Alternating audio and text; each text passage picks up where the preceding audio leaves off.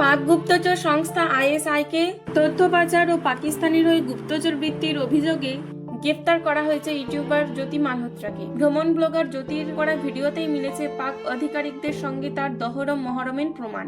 33 বছরে জ্যোতি মালহোত্রাকে নেট দুনিয়ায় এতদিন ট্রাভেল ব্লগার হিসেবেই চিনত অনেকে। ট্রাভেল উইথ জোন নামে একটি ইউটিউব চ্যানেল রয়েছে তার। গত বছর নয়াদিল্লিতে পাকিস্তান হাই কমিশনে ইফতার ডিনারে অংশ নিয়েছিলেন জ্যোতি এবং সেই দিয়ে একটি ভিডিও পোস্ট করেছিলেন সেখানে তাকে পাকিস্তান হাই কমিশনের একজন কর্মরত অফিসার দানিশের সঙ্গে দেখাও গিয়েছে। এই পাক অফিসারকে গুপ্তচর বৃত্তি এবং ভারতীয় সেনাবাহিনীর গতিবিধি সম্পর্কে সংবেদনশীল তথ্য ফাঁস করার জন্য 24 ঘন্টার মধ্যে ভারত ছেড়ে যেতে বলা হয়েছিল। জ্যোতি রহিমের স্ত্রীর সঙ্গে যোগাযোগ রাখত বলে জানা গিয়েছে।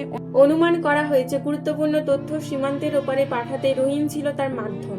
গত বছরের 30 মার্চ পোস্ট করা একটি ভিডিওতে জ্যোতি হাই কমিশনের ইফতার পার্টির বর্ণনা দিয়েছেন। ভিডিও চলাকালীন রহিমের মুখোমুখি হয়ে তাকে উষ্ণ অভ্যর্থনাও জানায় সে। কথা শুনেই বোঝা যায় তারা পূর্ব পরিচিত। ভিডিওতে হাই কমিশনে এসে কতটা খুশি তা নিয়ে উচ্ছ্বাস প্রকাশ করেছে জ্যোতি। লাইভ ভিডিওতে পাকিস্তানের ভিসা চাইতেও দেখা গিয়েছে ইউটিউবারকে। জ্যোতির বিরুদ্ধে একাধিক তথ্য প্রমাণের ভিত্তিতেই তাকে গ্রেফতার করেছে পুলিশ। একাধিকবার পাকিস্তান গিয়ে সেখানে গোয়েন্দা কর্মকর্তাদের সঙ্গে দেখা করে ভারতীয় সেনা ও সামরিকের গুপ্ত তথ্য প্রচার করেছে এই ইউটিউবার বলে